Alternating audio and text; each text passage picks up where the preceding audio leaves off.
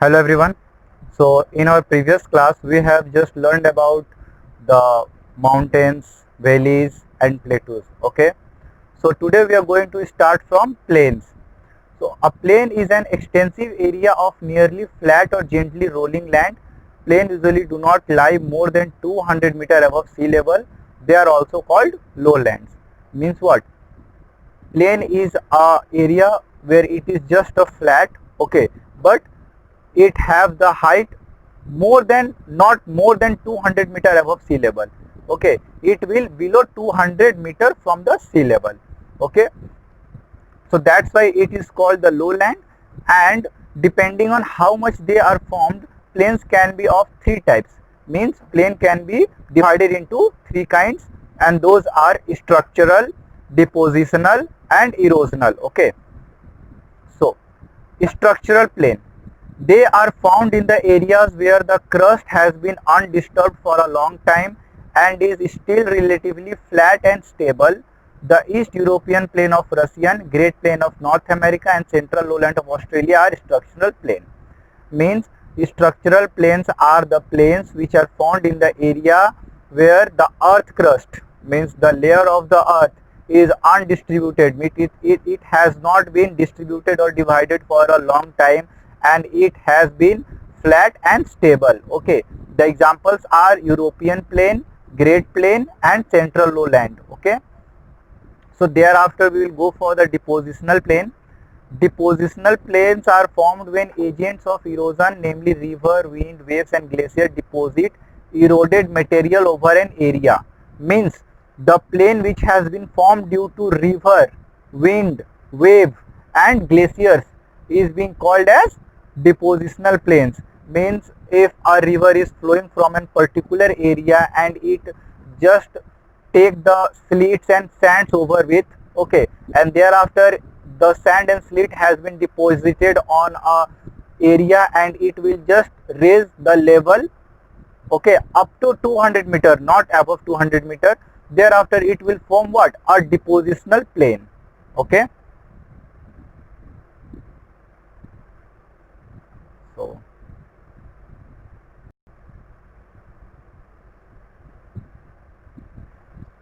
while forming the depositional plain, it takes over a long period of time, okay. And depositional plain formed by rivers, which is called alluvial plain. Means depositional plains are also called as alluvial plain because of its slits, okay. So river in the upper reaches carry a heavy load of sediment as they are actively eroding their valley at this stage. As these rivers reach the plain, they start losing energy. Unable to carry the load anymore, they deposit the sediments along their banks. These deposits, which consist of fine particles of slate and clay and some amount of sand, are called alluvium. Okay. So as I have just told you that the river just carry the different kinds of sediments, slate, sands with it, okay, and thereafter it will what? It will just deposit over some particular place and what? Formed a depositional plain, okay.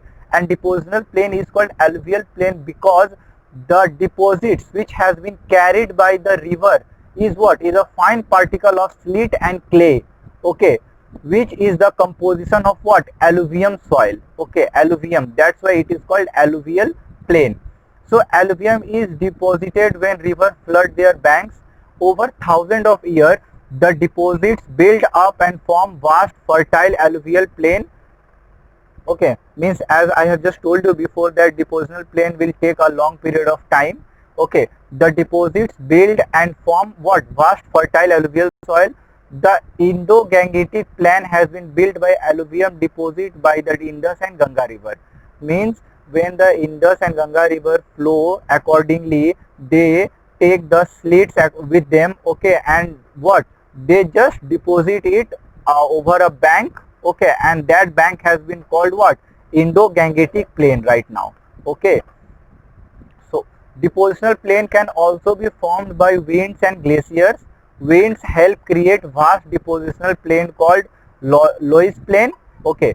Means the plain which has been formed due to wind and glacier has been called as what? Loess plain, okay. Lewis is the fine mineral rich material formed by wind erosion.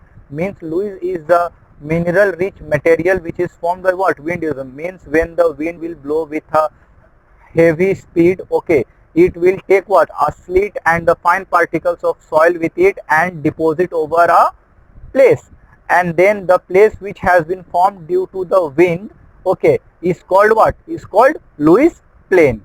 Okay, and the wind and deposited over the lowland, so it will lead a what? It will lead a fertile Lewis plain such as Pampas in Argentina. Like there is a place which is called as Pampas in Argentina. It has been formed by what? It has been formed by the deposition carried due to the winds, okay, and the waves. Okay,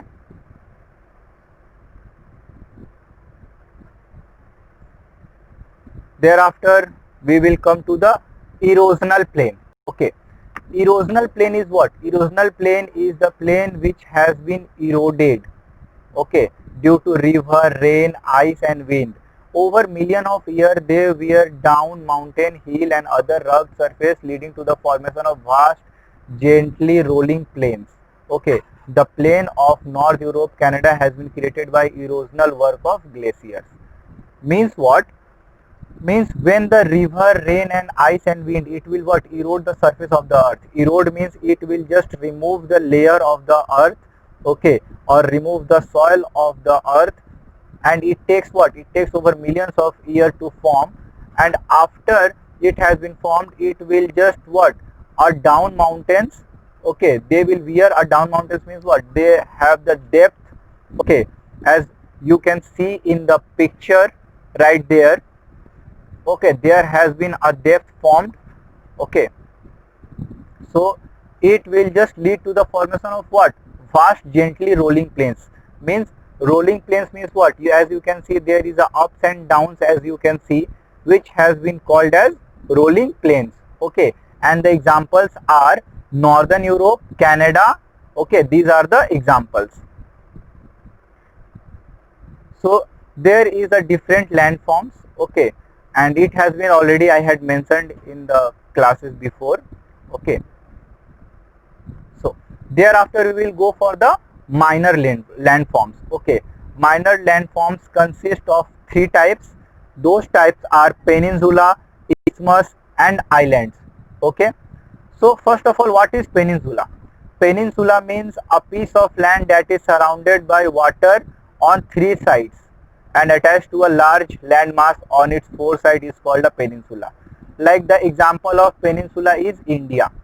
Okay, because if we will just see towards the Bombay, Kerala, Hyderabad, okay, the three sides, these three sides has been surrounded by what? Water. While if we will just look after the Jammu Kashmir, okay, it has been surrounded by what? It has been surrounded by piece of land or landmass. Okay, so it is called peninsula. Okay,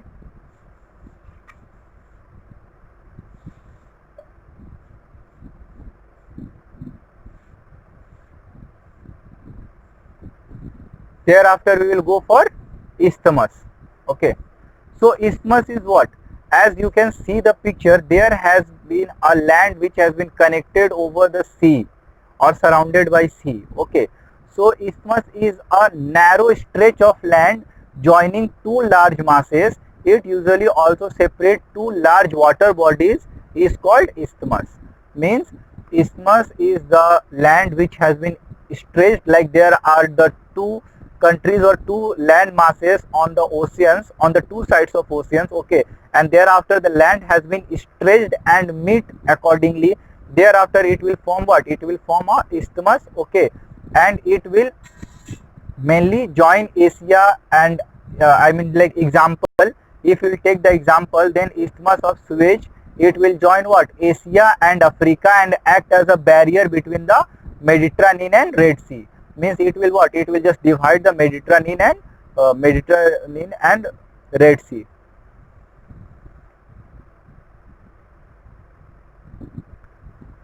So thereafter we will go for the islands. Island. An island is a piece of the land that is surrounded by water on all sides. Means the island is what? Island is a piece which has been surrounded 360 degree by water bodies. Okay, so that is called island, and the group of island that form a chain is called archipelago. Okay, so that is what? That is a group of island, and the example is Lakshadweep Island in the Arabian Sea, Andaman and Nicobar Island in the Bay of Bengal are what? Are archipelagos. Okay, thereafter we can see the life in the plain and life in the mountain. Okay, so in the plain you can see the activities are what? Farming, building house. Okay, but in the mountain it is difficult to build house and grow food crops.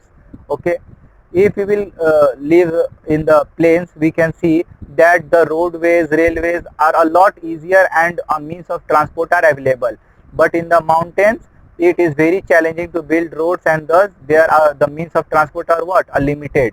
Okay, plains are very easier to inhabit than mountains. Okay, means we can easily live on the mountains, but it is very like very difficult to live on the mountainous region because we are not habituated that much. Okay, so plains are more prone to population as they are thickly populated. Means plains have a lot of pollution in comparison to mountains. Okay, because in the mountains there the population is very low.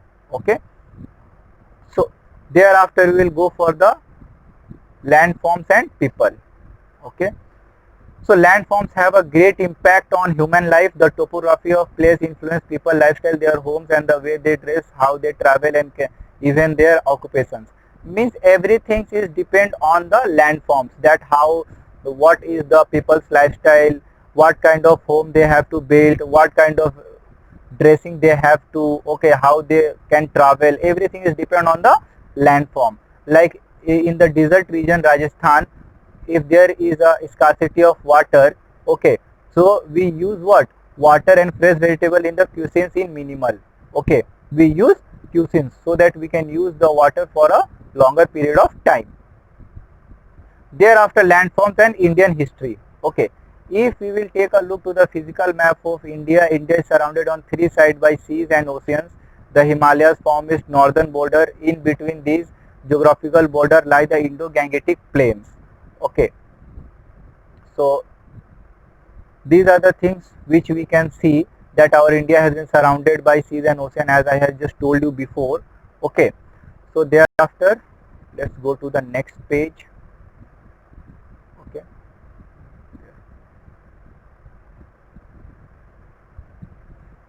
so we can see that the plain, Deccan Plateau, Vindhya, Satpura, these are the mountain ranges which has been formed in our India. Okay, so throughout the history these geographical features have influenced the culture. Means these kind of landforms and the geographical feature will influence, means it has just changed or habituated us with different kind of culture, politics and economy of India. Like the Himalaya act as a barrier against many invaders coming in from the north. Means if there is any invader want to come to the India just to invade us or for the war or attack, Himalaya is always acted as a barrier. Thereafter Indo-Gangetic plain, it is extremely fertile and rich in natural resources. As our nation history tells us, many powers have fought for control over this region at various points in time. Means Indo-Gangetic plain is the plain which is the very fertile and rich with natural resources. That's why many people have fought for that piece of land. Okay, thereafter we will go for the Vindhya and Satpura mountain ranges. It has just protected South India for long form invasions from the north. Means nobody should come to invade us. That's why Vindhya and Satpura mountain ranges has protected the South India. Okay, thereafter our India have a what? Long coastline. So South India has been an important center of international trade since ancient times. Means if you will go to the look at the South India, okay, it will form what? It will form a international trade very easily, due to what? It can connect with any countries via waterways or oceans or sea. Okay, so these are the things which we have to look for the landforms of India. Okay, So thank you.